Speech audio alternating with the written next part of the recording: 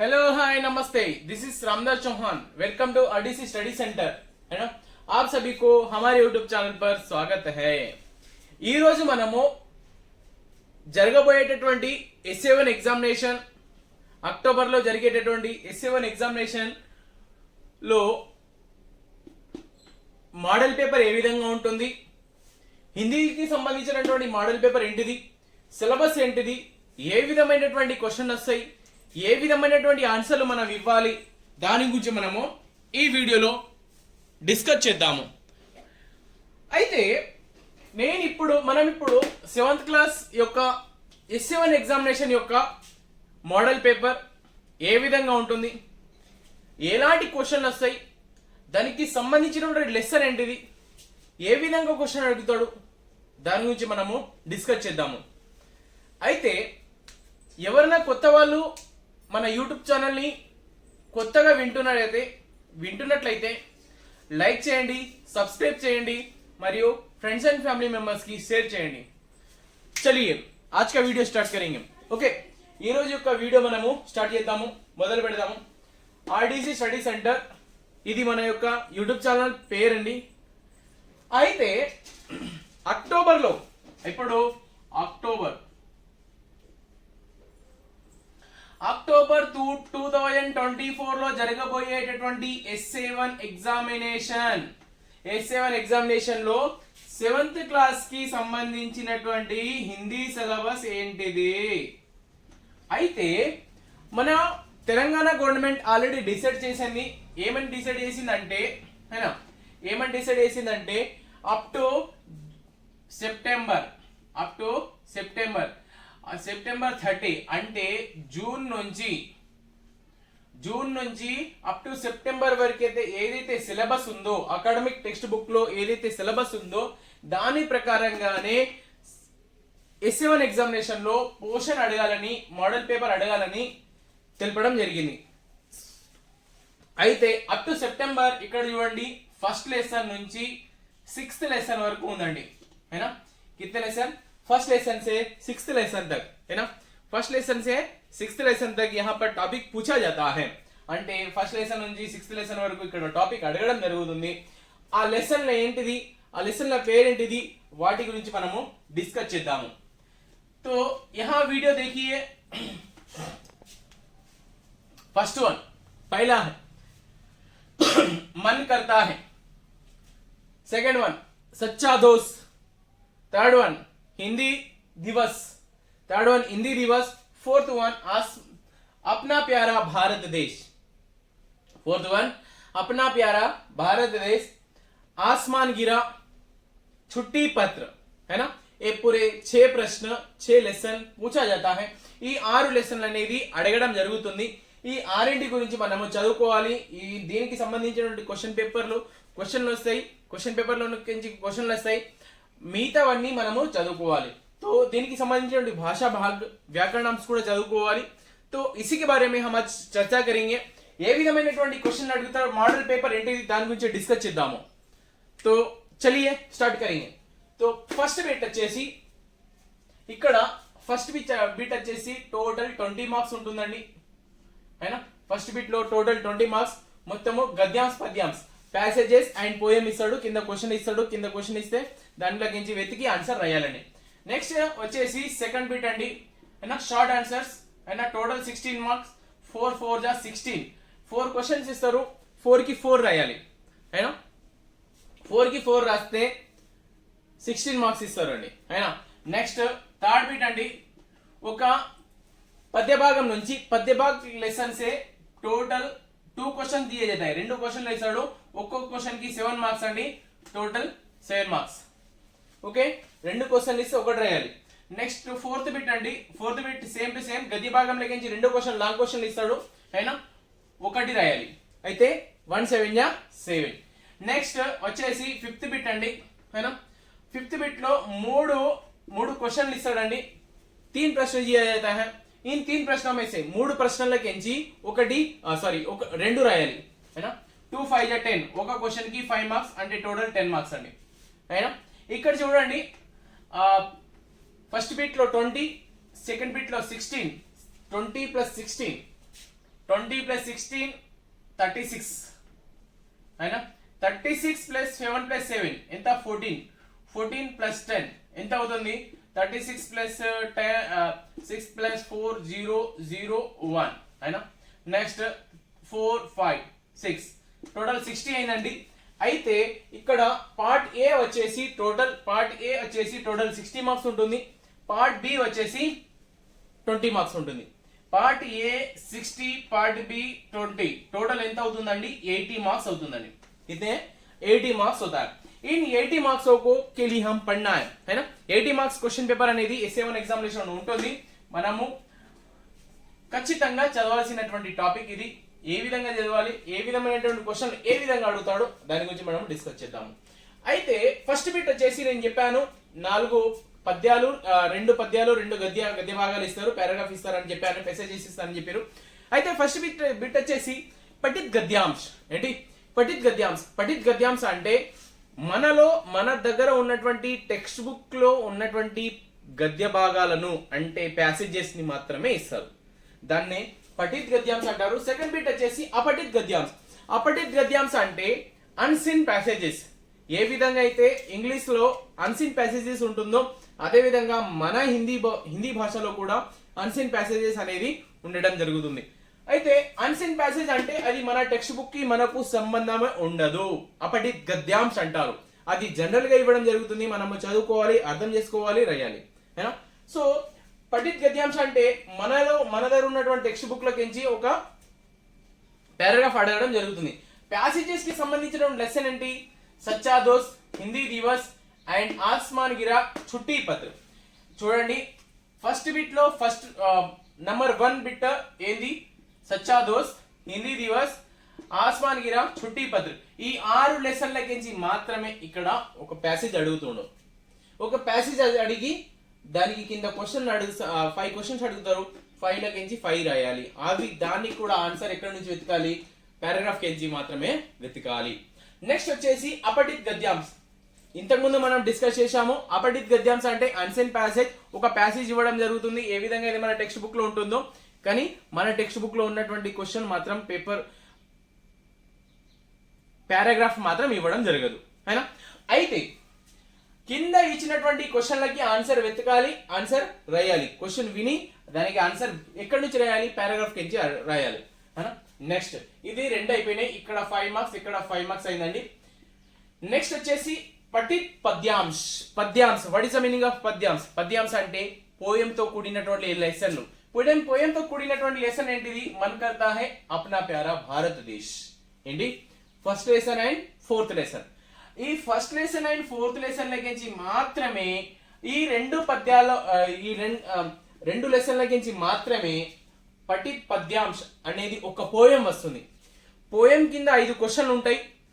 దాన్ని చదివి అర్థం చేసుకొని కింద ఇచ్చినటువంటి క్వశ్చన్లను చదివి దానికి ఆన్సర్ పోయం నుంచి సెలెక్ట్ చేసి రాయాలి.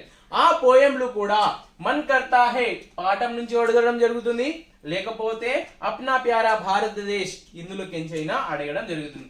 ఈ రెండిట్లకించి మాత్రమే అడగడం జరుగుతుంది. ఏదో ఒకటి రాయాలి, ఒకటి మాత్రమే అడుగుతాడు. అయినా కాబట్టి ఈ 2 లెసన్లు మనము పర్ఫెక్ట్ గా పోయం చదివి దానికి అర్థము భావము ప్రతి క్వశ్చన్ చదువుకుంటే పర్ఫెక్ట్ గా 5 మార్క్స్ మీ చేతిలో ఉన్నట్టే. అయినా నెక్స్ట్ వచ్చేసి దీనికి టోటల్ 5 మార్క్స్ ఇస్తారండి. ఎన్ని? Total 5 marks. నెక్స్ట్ అపఠిత్ పద్యాంశ్. అపఠిత్ పద్యాంశ్. అపఠిత్ పద్యాంశ్ అంటే ఏ విధంగా అయితే అన్సీన్ ప్యాసేజెస్ ఉంటాయో అదే విధంగా అన్సీన్ పోయం ఉండడం జరుగుతుంది. అయినా అన్సీన్ పోయం అంటే మన టెక్స్ట్ బుక్ లో ఉన్నటువంటి క్వశ్చన్ కాకుండా వేరే బయట నుంచి అడగడం జరుగుతుంది, దానికి కూడా ఆన్సర్ ఇవ్వాలి. పద్యాంశ అంటే పద్యాన్ని చదవాలి, కింద ఇవ్వబడినటువంటి క్వశ్చన్ చదివి దానికి అర్థం చేసుకొని కింద క్వశ్చన్ చదివి దానికి ఆన్సర్ రాయాలి. ఆ ఆన్సర్ కూడా పద్యంలో మాత్రమే ఉంటుంది. అయినా వెతికి ఆన్సర్ రాయాల్సి వస్తుందండి.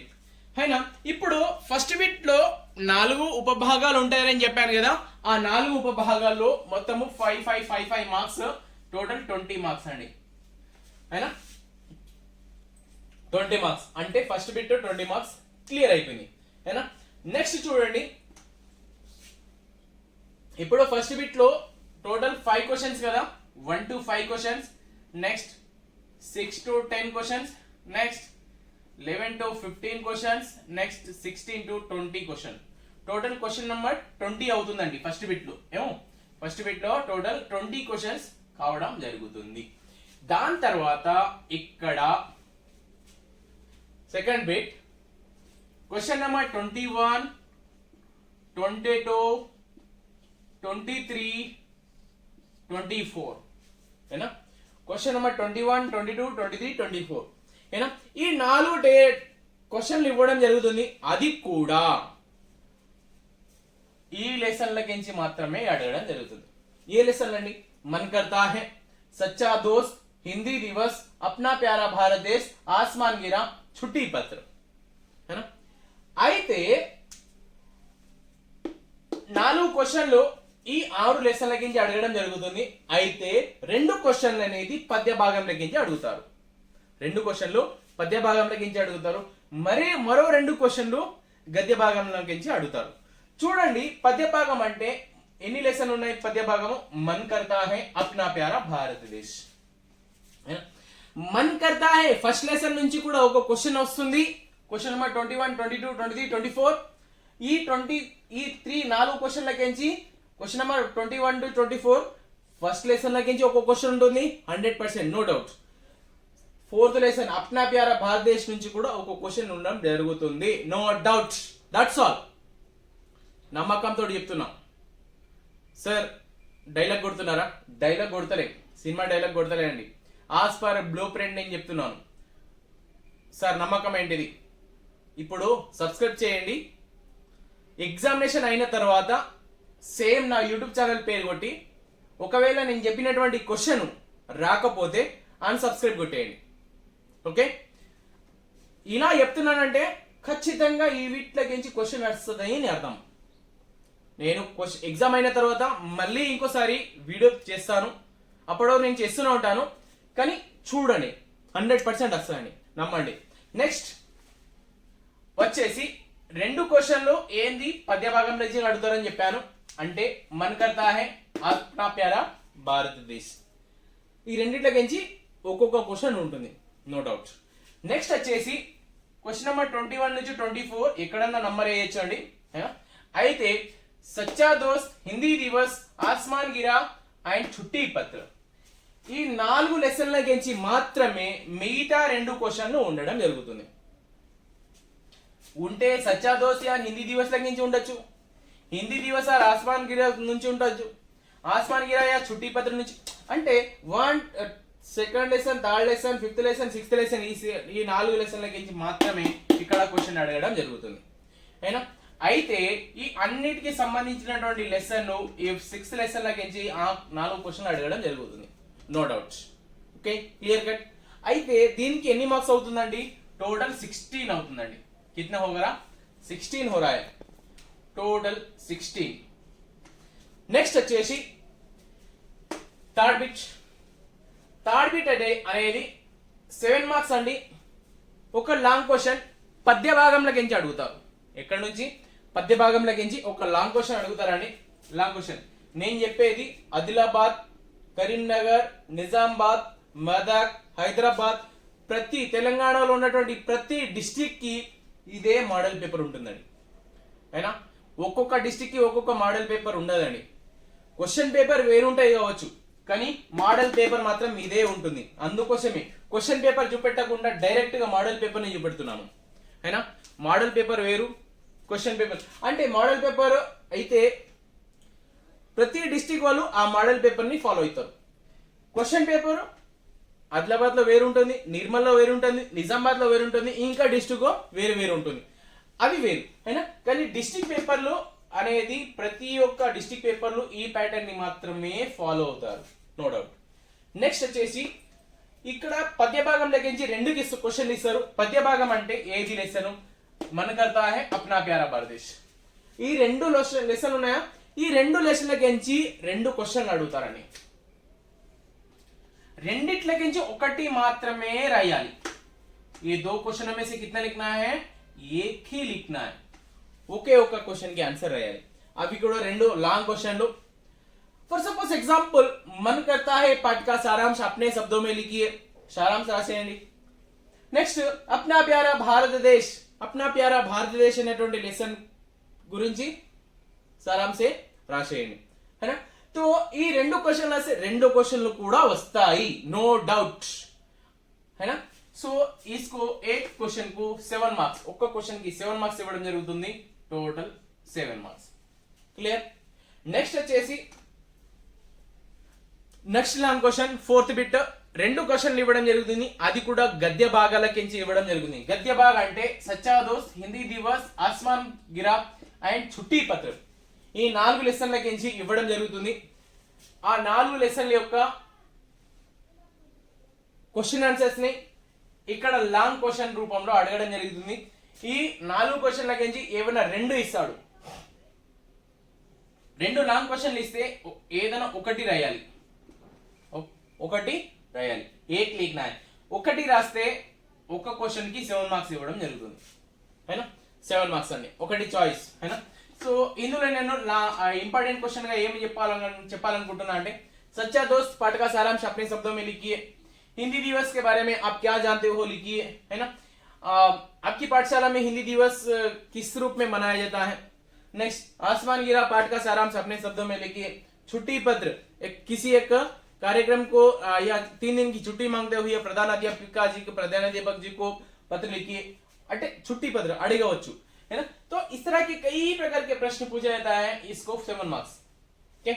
నెక్స్ట్ చేయండి సృజనాత్మక ప్రశ్న అంటే మనము ఆలోచించి రాయాల్సినటువంటి క్వశ్చన్లు అండి. ఇవి మన టెక్స్ట్ బుక్ లో ఉండదండి, క్లాస్ వర్క్ లో ఉండదు, కానీ మనము తెలుసుకోవాల్సి వస్తుంది. ఇక్కడ 2 సృజనాత్మక క్వశ్చన్లు, 3 సృజనాత్మక క్వశ్చన్లు ఇవ్వడం జరుగుతుంది. 3 2 మాత్రమే రాయాలి. 2 5 10 మార్క్స్ కి. सर आप क्वेश्चन ఏంటిది, ఏ విధంగా ఉంటాయి. ఫర్ సపోజ్ किसी एक संगठन के रूप में नारे लिखिए, नारे అంటే స్లోగన్స్ రాయడం. हिंदी दिवस के बारे में लिखिए, हिंदी दिवस గురించి రాయడం. महात्मा गांधी के बारे में लिखिए, महात्मा गांधी గురించి రాయడం. भारत देश के बारे में लिखिए. पर्यावरण और प्रदूषण के बारे में निबंध लिखिए. 3 दिन की छुट्टी मांगते हुए अपने कक्षा अध्यापक जी को पत्र लिखिए. 3 दिन की छुट्टी मांगते हुए अपने प्रधान अध्यापक जी को पत्र लिखिए. ओके.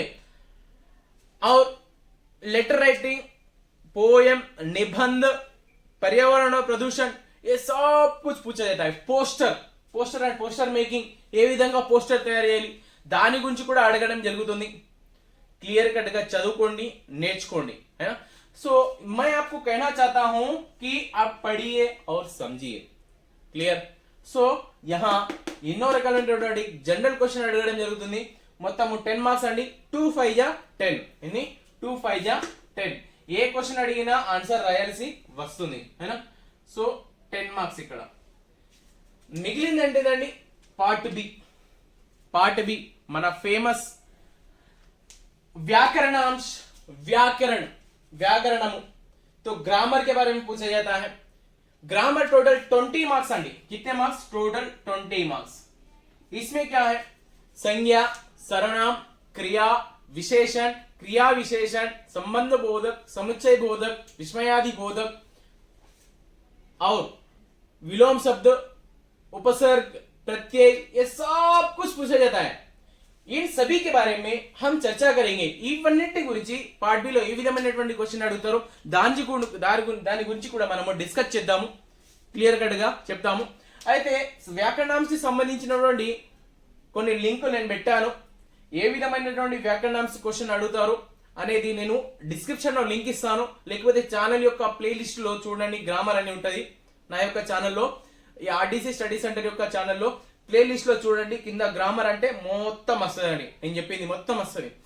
సంజ్ఞ, సర్వనామ, క్రియా విశేషణ, సంబంధ బోధక్, సముచ్చయ బోధక్, ప్రతి క్వశ్చన్, ప్రతి ఒక్క గ్రామర్ పార్ట్ అనేది డిఫరెంట్ వీడియోస్ వస్తాయి, చూడండి.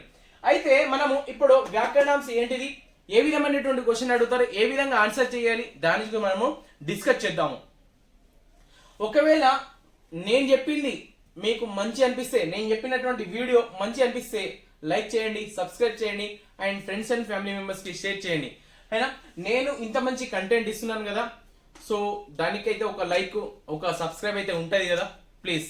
సో ఇది చూడండి, ఇక్కడ 20 మార్క్స్, ఇంకోసారి క్యాలిక్యులేషన్ చేసుకుందాము. 16 మార్క్స్ ప్లస్ ఈ 7 + 7 14 marks, next 10 marks plus is part B 20 marks. ఎంత అయిందండి? దిస్ 10 4 + 6 10 1 3 4 5 6 7 8 80 మార్క్స్ అయినా టోటల్ 80 మార్క్స్ అండి. మన యొక్క క్వశ్చన్ పేపర్ అనేది ఈ విధంగా ఈ విధంగా 80 మార్క్స్ క్వశ్చన్ పేపర్ ఉంటుందండి. క్లియర్ కట్ గా చదువుకోవాలి, నేర్చుకోవాలి మరియు అర్థం చేసుకోవాలి. ఇది మన పార్ట్ బి అండి. అయితే పార్ట్ బి గురించి ఇప్పుడు డిస్కస్ చేద్దాము. అయినా క్లియర్ కట్ గా పార్ట్ బి లో కూడా ఏ విధమైనటువంటి క్వశ్చన్ వస్తారో దాని గురించి కూడా క్లియర్ కట్ గా చదవాలి. నేను ఇప్పుడు డిస్ప్లే పైన రాసి మీకు ఎక్స్ప్లెయిన్ చేస్తానండి, జాగ్రత్తగా వినండి. Thank you so much. Hello, hi, namaste. This is Ramdas Chauhan. Welcome to RDC study centre. అయినా ఇంతకు ముందు మనము చెప్పుకున్నట్టు పార్ట్ బి లో ఏ విధమైనటువంటి క్వశ్చన్ అడుగుతారు, ఏ విధమైనటువంటి ఆన్సర్ మనం రాయాలి, ఏ విధంగా రాయాలి, దాని గురించి మనం డిస్కస్ చేద్దామని చెప్పాం కదా. సో आज की कक्षा में यहाँ हिंदी व्याकरण లైక్ 6th క్లాస్ నుంచి 10th క్లాస్ వరకు ఉన్నటువంటి ప్రతి గ్రామర్ పార్ట్ బిని ఏ విధంగా రాయాలి, ఎలాంటి క్వశ్చన్ వస్తుంది అనే దాని గురించి డిస్కస్ చేద్దామని చెప్పాం కదా. అయినా పార్ట్ బి లో ఇవన్నీ క్వశ్చన్ అడుగుతారన్నమాట. Only 6th class 6th 7th 8th కే కాకుండా 9th 10th క్లాస్ కూడా చాలా చాలా యూజ్ అయ్యేటటువంటి క్వశ్చన్లు ఇవన్నీ. నేను ఇప్పుడు ఒక్కొక్క క్వశ్చన్ ని చదివి నేను ఎక్స్ప్లెయిన్ చేశానండి. చూడండి, ఫస్ట్ క్వశ్చన్ వచ్చేసి సంజ్ఞ అంటే నౌన్, सर्वनाम, विशेषण, क्रिया विशेषण, संबंध बोधक, समुच्चय बोधक, विस्मयादि बोधक, विलोम शब्द, पर्यायवाची शब्द, वचन बदलिए, लिंग बदलिए, उपसर्ग, प्रत्यय, पुनरुक्ति शब्द, युग्म शब्द, तत्सम तद्भव, तत्सम शब्द, तद्भव शब्द, कारक, संधि, समास, काल, विराम चिन्ह, है ना, मुहावरे, वाच्य, वर्तनी शुद्ध, वाक्य प्रयोग, वाक्य सही क्रम, हिंदी अक्षर, वाक्य शुद्ध करना और देश विदेश शब्द, शब्दार्थ, अंत्याक्षरी शब्द, भाषा की बात, है ना. इस तरह के हर एक प्रश्न हमारे पार्ट बी में पूछा जाता है. तो इनको किस तरह लिखा जाए, इन सभी के बारे में मैंने लिंक में डिस्क्रिप्शन में लिंक दिया है, ये पूरा जाके आप पढ़िए. मैं आपको पहले నేను ఆల్రెడీ లింక్ డిస్క్రిప్షన్ లో లింక్ ఇచ్చాను, అవన్నీ మొత్తం చదవండి. అయితే నేను ఒక్కొక్క దాని గురించి నేను ఎక్స్ప్లెయిన్ చేశాను, కానీ ఇంకోసారి నేను దీన్ని క్లియర్ కట్ గా చెప్పగలుగుతాను. చూడండి, ఫస్ట్ వన్ వచ్చేసి సంజ్ఞ. फर्स्ट वन क्या है? संज्ञा. दो शब्दों के संज्ञा అంటే नाउन है ना. संज्ञा అంటే नाउन, नामवाचकము తెలుగు में. नाम के बारे में संज्ञा, नाम किसी व्यक्ति वस्तु या स्थानों के नाम के बारे में बताने वाले शब्दों को संज्ञा అంటే పేరును తెలిపేదాన్ని సంజ్ఞ నౌన్ అంటారని దీని ద్వారా మనము చెప్పవచ్చు. जैसे रामू, रमेश, हैदराबाद, लक्ष्मी, निर्मल, है ना. नेक्स्ट सेकंड वन है सर्वनाम, है ना. संज्ञा के स्थान पर आने वाले शब्दों को सर्वनाम कहते हैं. प्रोनाउन, है ना. ही, शी, इट, ఆమె, అతడు, వెహ, వహ, తో, తుమ్, మై, హమ్. ఇస్రాయి అంటే సంజ్ఞకు బదులుగా వాడేటటువంటి పేర్లను సర్వనామ అంటారని చెప్పవచ్చు. विशेषण माने एडजेक्टिव, है ना. एडजेक्टिव विशेषणము, है ना. संज्ञा या सर्वनाम शब्दों की विशेषता के बारे में बताने वाले शब्दों को विशेषण कहा जाता है ना. విశేషత అంటే గుణము. సంజ్ఞ సర్వనామ యొక్క శబ్దాల యొక్క గుణాల గురించి తెలిపేదాన్ని విశేషణ అంటారని చెప్పవచ్చు. जैसे अच्छा, बुरा, सुंदर, है ना, अति सुंदर, है ना. इस तरह बहुत सारे के शब्दों को विशेषण कहा जाता है. नेक्स्ट क्रिया माने वर्ब, है ना. वर्ब,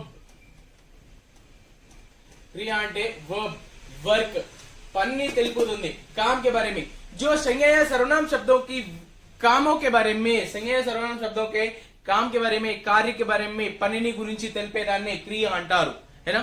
इन सभी को क्या बोलते हैं? क्रिया कहा जाता है. ये पूरे व्याकरण नाम से संबंधित है. तो यहाँ ये पार्ट बी में इस तरह पूछा जाता है, तो आप लिखना है. तो राम लिख रहा है, राम लिख रहा है, लिखना के नीचे अंडरलाइन करता है. इस शब्द में रेखांकित शब्द क्या है बोलता है, तो लिखना क्या है? क्रिया है. नीचे की क्रिया, संज्ञा, सर्वनाम, विशेषण बोल के देता है. आंसर क्या है, क्रिया है। ओके, नेक्स्ट क्रिया विशेषण। क्रिया विशेषण అంటే एडवर्ब है ना, क्रिया विशेषण అంటే एडवर्ब। क्रिया की विशेषता को बोध करने वाले शब्दों को क्रिया विशेषण। క్రియ అందులో ఇచ్చినటువంటి వాక్యంలో క్రియ ఉంటుంది, విశేషణం ఉంటుంది, రెండు ఉంటాయి, అలాంటి దాన్ని ఏమంటారు, క్రియా విశేషణ అంటారని చెప్పవచ్చు। जो क्रिया की विशेषता के बारे में, క్రియ యొక్క విశేషణం గురించి తెలిపేదాన్ని క్రియా విశేషణం అంటారు। అంటే फॉर एग्जांपल घोड़ा दौड़ रहा है, घोड़ा दौड़ना क्रिया है। घोड़ा तेज दौड़ रहा है, तेज दौड़ना क्या है, క్రియా విశేషణ। తేజ్ ఏ విధంగా పని జరుగుతుంది కానీ ఏ విధంగా జరుగుతుంది, మెల్లగా జరుగుతుందా, స్పీడ్ జరుగుతుందా అంటే ఏ విధంగా జరుగుతుందో దాని గురించి తెలిపేటటువంటి పని యొక్క విశేషణాన్ని గురించి తెలిపేదాన్ని ఏమంటారు, క్రియా విశేషణ అంటారని చెప్పవచ్చు। నెక్స్ట్ संबंध बोधक। दो वाक्यों के बीच में संबंधों के बारे में बोध करने वाले शब्दों को संबंध बोधक शब्द कहा जाता है। नेक्स्ट समुच्चय बोधक। समुच्चय दो शब्दों या वाक्यों को मिलाने वाले शब्दों को समुच्चय बोधक कहा जाता है। नेक्स्ट विस्मयादि बोधक। विस्मयादि बोधक सडन सिचुएशन है ना, అలాస్ ఓ వా ఏ తొలగి ఇస్రా అంటే ఆశ్చర్యాన్ని కలిగించేటటువంటి పదాలని విస్మయాది బోధక అంటారని చెప్పవచ్చు। నెక్స్ట్ ఇక్కడ వచ్చేసి విలోమ శబ్ద। విలోమ శబ్దం అంటే ఆపోజిట్ వర్డ్, ఉల్టే శబ్ద। అచ్చా అంటే బురా है ना, ऊपर वाले तो नीचे అంటే ఆపోజిట్ వర్డ్ है ना। పర్యాయ విలోమ శబ్ద వ్యతిరేక పదాలు తెలుగు में। నెక్స్ట్ పర్యాయవాచి శబ్ద। పర్యాయవాచి శబ్దం అనే పర్యాయ పదాలు, ఒకే అర్థానికి అనేకమైనటువంటి పదాలు ఉంటాయి, అంటే అర్థం ఒకటే కానీ అనేకమైనటువంటి పదాలు ఉంటాయి, అలాంటి పదాలని పర్యాయవాచి శబ్ద అంటారు। ఫర్ సపోజ్ धरती, धरती का पर्यायवाची शब्द पुडमी, धरणी, अवनी है ना, तो इस तरह के नीला बोल सकते हैं। नेक्स्ट वचन बदलिए, एक वचन बहुवचन, सिंगुलर प्लूरल है ना, एक वचनमु बहुवचनमु है ना, सिंगुलर प्लूरल। एक అంటే अनेक, अच्छा अच्छे, लड़का लड़के, लड़की लड़कियां। नेक्स्ट लिंग बदलिए, लिंग माने जेंडर चेंज करना, स्त्रीलिंग और पुल्लिंग है ना, स्त्रीलिंग और पुल्लिंग। स्त्री पुरुष, भाई बहन, माता पिता, इस तरह के शब्द क्या बोलते हैं, लिंग बदलिए। उपसर्ग एंड प्रत्यय। उपसर्ग అంటే ప్రత్యయ, ఉపసర్గ అంటే ముందర ఉన్నటువంటి అక్షరము, ప్రత్యయ అంటే అంతిమ అక్షరము। ఉపసర్గ అంటే నిడర్లో ని, నిడర్ని విడదీసిన తర్వాత దర్ అనేటటువంటి పదము అర్థవంతంగా వస్తుంది, ని అనేటటువంటి అక్షరము ముందర వస్తుంది, అయితే ఇందులో ని అనేది ఉపసర్గ అవుతుంది। నెక్స్ట్ నిడరత। నిడర్త అనేటటువంటి పదములో నిడర్త, నిడర్ అనేటటువంటి అర్థవంతమైన పదం వస్తుంది, లాస్ట్ కు తా అనేటువంటి అక్షరం వస్తుంది, ఇందులో తా అనేది ప్రత్యయ। అంటే ఉపసర్గ మరియు ప్రత్యయ గురించి నేను ఫుల్ డీటెయిల్ గా నేను డిస్క్రిప్షన్ లో లింక్ ఇచ్చాను, చూడండి అయినా క్లియర్ గా అర్థమవుతుంది అయినా। ఈ ప్రతి దాని గురించి కూడా నేను డిస్క్రిప్షన్ లో లింక్ ఇచ్చాను, చూడండి, వెతకండి, అర్థం చేసుకోండి, చదువుకోండి, మరియు పార్ట్ బి లో 20కి 20 మార్క్స్ తెచ్చుకోండి। ఎన్ని మార్క్స్ అండి, టోటల్ 20 మార్క్స్ అయినా, 20కి 20 తెచ్చుకోండి, మంచి ఫస్ట్ ర్యాంక్ కొట్టేయండి అయినా। సో నెక్స్ట్ వన్ వచ్చేసి ఇక్కడ కనిపిస్తుందండి చూడండి, पुनरुक्ति शब्द। पुनरुक्ति शब्द అంటే एक ही शब्द को बार बार प्रयोग किए जाते हैं, ऐसे शब्दों को पुनरुक्ति शब्द అంటారు। पुनरुक्ति शब्द అంటే ఒక్కటే పదానికి మళ్ళీ మళ్ళీ పలకడం జరుగుతుంది, అలాంటి పదాన్ని పునరుక్తి శబ్ద అంటారు। జైసే ఎగ్జాంపుల్ चम चम कण कण गण गण बड़ बड़ पड़ पड़ पट पट चक चक डक डक धक धक बक बक मक मक मक मक ఇలాంటి ఒకటే అర్థం, ఒకటే పదము మళ్ళీ మళ్ళీ పలకడం జరుగుతుంది, ఒకటే పదాన్ని రెండు సార్లు పలకడాన్ని ఏమంటారు, పునరుక్తి శబ్ద అంటారని చెప్పాము। దీని గురించి కూడా నేను సెపరేట్ వీడియో చేశాను, చూడండి। युग्म शब्द, रेमिंग वर्ड्स, आना जाना, फिरना, घूमना, भागना, दौड़ना, इस तरह के शब्द రైమింగ్ వర్డ్స్ जो भी होता है उसको युग्म शब्द कहा जाता है। ఏవైతే రైమింగ్ వర్డ్స్ ఉంటాయో మిల్జుల్కరంగా కలిసిమెలిసి వచ్చేటటువంటి ఏదైతే పదాలు ఉంటాయో దాన్ని యుగ్మ శబ్ద అంటారు। దీని గురించి కూడా నేను ఎక్స్ప్లెయిన్ చేశాను, చూడండి, చదువుకోండి, డిస్క్రిప్షన్ లో లింక్ ఇస్తాను। తత్సం और తద్భవ్। తత్సం అంటే సంస్కృత పదాలు, తద్భవం అంటే హిందీ పదాలు అయినా। తత్సం శబ్దం అంటే సంస్కృతం నుంచి వచ్చినటువంటి పదాలు, జైసే సావన్, श्रावण मास, है ना। तो इस तरह के शब्द कई प्रकार के, क्षीर, क्षीर अंटे दूध, है ना। क्षीर संस्कृत शब्द दूध क्या है। అయితే पुनरुक्ति शब्द अंटे एक ही शब्द बार बार प्रयोग किया जाता है ना। जैसे श्याम సింగారాయ్, है ना। శ్యామ్ సింగారాయ్ మూవీలో ఏమైతుంది, అయినా ముందు చనిపోతాడు, తర్వాత మళ్ళీ పుట్టి ఒక మళ్ళీ కొత్త మూవీ స్క్రిప్ట్ రాస్తారు. అంటే అది శ్యామ్ సింగారాయ్ ఏ విధంగా ముందు చనిపోయి తర్వాత నెక్స్ట్ జన్మలో జన్మెత్తుతాడో దాన్ని పునరుజన్మ అంటారు కదా. ఇది इसी तरह है यहाँ पर नया शब्द आकर नया वह शब्द और एक बार प्रयोग होता है. ऐसे शब्दों को पुनरुक्ति शब्द అంటే చమ్ చమ్ డమ డమ కణ కణ, है ना. ఏంటిది చమ్ చమ్. ఈ శబ్దము ఇక్కడ మొదలై ఇక్కడనే చచ్చిపోతుంది, అదే పదము ఇంకోసారి మొదలవుతుంది. దీన్ని పునరుక్తి శబ్ద అంటారు. చచ్చిపోతుంది అంటే అట్లా కాదండి, అర్థం చేసుకోవడం కోసం అంటున్నాను ప్లీజ్, है ना. సో సార్ ఏంటి సార్ ఇట్లా మాట్లాడుతున్నాను అనుకోకూడదు, है ना. సో यहाँ शब्द एक बार प्रयोग होके अंत होकर नया बार और एक बार प्रयोग होता है. ऐसे शब्दों को क्या बोलते हैं, పునరుక్తి శబ్దం అంటే. ఒకటే పదానికి రెండు సార్లు పలికితే దాన్ని పునరుక్తి శబ్ద అంటారు. దీని గురించి కూడా నేను లింక్ లో డిస్క్రిప్షన్ లో లింక్ ఇచ్చాను చూడండి. युग्म शब्द అంటే मिलजुल कर आने वाले जो भी शब्द होते हैं युग्म शब्द कहा जाता है. తత్సం తద్భవ, తత్సం అంటే సంస్కృత పదాలు, తద్భవ అంటే హిందీ పదాలు. తత్సం అంటే సంస్కృత పదాలు, అది క్షీర్, క్షీర్ అంటే దూద్, అయినా మిల్క్, మిల్క్ ని తత్సం సంస్కృతంలో క్షీర్ అంటారు. అయినా దీన్ని తద్భవ శబ్ద హిందీ మే दूध, है ना. तो ఇలాంటి పదాల గురించి నేను క్లియర్ కట్ గా ఎక్స్ప్లెయిన్ చేశాను చూడండి. कारक संधि समास. कारक, कारक किसे कहते हैं, इसकी परिभाषा क्या है और इनके क्या क्या है. का, के, की, को और कई के ऊपर, के नीचे, के ऊपर, के पास, के लिए, इस तरह के कर्म कारक, करण कारक, संप्रदान कारक, अपधान कारक, इस सभी के बारे में मैंने ఎక్స్ప్లెయిన్ किया है. अब देखिए ఈ కారకాల గురించి కూడా క్లియర్ కట్ గా ఒక వీడియో చేశాను చూడండి. संधि गुరించి కూడా నేను క్లియర్ కట్ గా ఒక వీడియో చేశాను చూడండి. समास के बारे में भी क्लियर कट में एक वीडियो बनाया, आप देखिए, है ना. तो संधि देखो, దో అక్షరో కే, రెండు అక్షరాల యొక్క కలయిక వల్ల ఏర్పడినటువంటి కొత్త పదాన్ని లేదా అక్షరాన్ని లేదా రెండు అక్షరాల యొక్క కలయిక వల్ల ఏర్పడినటువంటి ఏదైనా దీర్ఘ పదాన్ని, దీర్ఘ అక్షరాన్ని ఏమంటారు, సంధి అంటారు, है ना. दो अक्षरों के मेल से जो विकार हुआ है उसे संधि कहा जाता है ना. नेक्स्ट संधि के पूरे 3 प्रकार हैं, जैसे स्वर संधि, विसर्ग, स्वर संधि, व्यंजन संधि और विसर्ग संधि.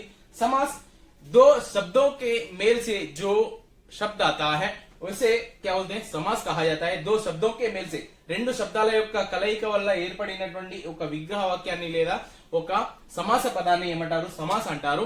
ఇక్కడ సంధి అంటే అక్షరాల యొక్క కలయిక, సమాస అంటే శబ్దాల యొక్క కలయిక. దీని గురించి కూడా సెపరేట్ గా వీడియో చేసి పెడతాను చూడండి, है ना. నెక్స్ట్ కాల్, काल అంటే टाइम, है ना, समय. टेंसेस इंग्लिश में टेंसेस कहा जाता है. टेंसेस काल के बारे में यहाँ पर बताया गया है. जैसे वर्तमान काल, भविष्यत काल, भूतकाल. वर्तमान काल అంటే ప్రెజెంట్ నడుస్తుంది, భవిష్యత్ కాల్ అంటే ఫ్యూచర్ టెన్స్, భూతకాల్ అంటే పాస్ట్ టెన్స్. అంటే జరగబోయే దాని గురించి, జరిగిన దాని గురించి, జరుగుతున్న దాని గురించి తెలిపేదాన్ని కాల్, టైం అంటారు, సమయము, టెన్సెస్ అంటారు. దీని గురించి కూడా సెపరేట్ లింక్ వీడియో చేశాను చూడండి. विराम चिन्ह అంటే విరామ చిహ్నాలు, జైసే ఫుల్ స్టాప్, కామా, है ना. इस तरह के పదాలు ఎన్నో రకాల డాష్, బ్రాకెట్, ఇలాంటి పదాలు ఏదైతే ఉందో ఇవన్నీ గురించి కూడా నేను చేశాను. ముహావరే లోకోక్తియ और వాచ్య, है ना, వాయిసెస్, వీటి గురించి కూడా చూశాను. వర్తని శుద్ధ అంటే ఒకడు ఏం చేస్తాడంటే ఒక మిస్టేక్ ఇస్తాడు, పార్ట్ బి లో మిస్టేక్ ఇస్తే దాన్ని కరెక్ట్ చేసి రాయాలి, है ना. ఒక తప్పు ఇస్తాడు, తప్పు ఉన్న దాన్ని కరెక్ట్ చేసి రాయాలి. తప్పు వర్డ్, రాంగ్ లెటర్ ఇస్తాడు, రాంగ్ వర్డ్ ఇస్తాడు, దాన్ని కరెక్ట్ చేసి రాయాలి, है ना. వర్తని శుద్ధ. వాక్య ప్రయోగం, వాక్యాలను ప్రయోగం చేయడం అంటే మేక్ ద సెంటెన్స్, है ना, సెంటెన్స్ తయారు చేయడం, దాని గురించి కూడా ఇవ్వడం జరుగుతుంది. వాక్య సహీ క్రమ కర్నా, వాక్య కో సహీ క్రమ మే లిఖనా, అంటే వాక్యాన్ని ఒక సీక్వెన్స్ లో రాయాలి అని ఇక్కడ తెలపడం జరిగింది. హిందీ అక్షర్ అంటే హిందీలో ఉన్నటువంటి 1 2 3 4 1 से 1000 कितना भी नंबर हो ना. 1947 को हिंदी में क्या बोलते हैं, है ना, 1947. అంటే ఇలాంటి పదాలని కూడా ఇవ్వడం జరుగుతుంది. వాటి గురించి కూడా చదువుకోండి, ఖచ్చితంగా అడగడం జరుగుతుందండి. నెక్స్ట్ వాక్య శుద్ధ కర్నా, వాక్యాన్ని శుద్ధ కర్నా అంటే ఇక్కడ వాక్య సహీ క్రమ లిఖనా, వాక్యానికి సహీ క్రమంలో ఒక క్రమంలో రాయాలి, ఇదొక క్వశ్చన్. వాక్య శుద్ధీకరణ, ఒకవేళ వాక్యంలో ఎలాంటి తప్పులు ఉంటే దాన్ని క్రమముగా క్లియర్ గా రాయాలి. శుద్ధీకరణ అంటే క్లియర్ చేసి కరెక్ట్ చేసి రాయాలని అర్థం. देश विदेश शब्द है ना, देश विदेश शब्द, देश विदेश शब्द, इस तरह के शब्दों को यहाँ पर क्या बताया गया है? क्या देश विदेश शब्द क्या है? మన దేశంలో ఉన్నటువంటి శబ్దాలు, విదేశ శబ్దాలు, ఏ విధమైనటువంటి శబ్దాలు ఉన్నాయో వాటి గురించి కూడా అడగడం జరుగుతుంది, చదువుకోండి. నెక్స్ట్ శబ్దార్థ, శబ్దార్థ అంటే మీనింగ్స్ ప్రతి మీనింగ్స్ మన ఫస్ట్ లెసన్ నుంచి సిక్స్త్ లెసన్ వరకు ఉన్నటువంటి ప్రతి మీనింగ్స్ చదువుకోండి, క్లియర్ కట్ గా అక్కడ అడగడం జరుగుతుందండి. Next no doubt. అంత్యక్షరి శబ్ద, అంత్యక్షరి శబ్ద అంటే ఏంటి సార్ అంటారు. అంత్యక్షరి శబ్ద అంటే ఒక పదము లేదా అక్షరం ఇచ్చిన తర్వాత చివరన ఓకే. అంత్యక్షరి అంటే అంత్యక్షరి అనే పాట పాడతాం కదా, ప్లే ఆడుకుంటాం కదా.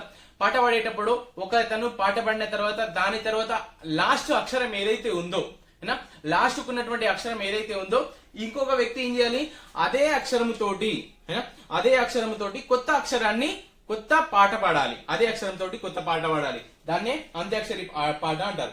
ఇదే విధంగా అంత్యాక్షరి శబ్దులకి అంటే ఇవ్వబడినటువంటి అక్షరములో ఇవ్వబడినటువంటి శబ్దములో చివరన ఉన్నటువంటి అక్షరాన్ని ఐడెంటిఫై చేసి కొత్త పదాన్ని రాయాలి, దాన్ని అంత్యాక్షరి శబ్ద అంటారు.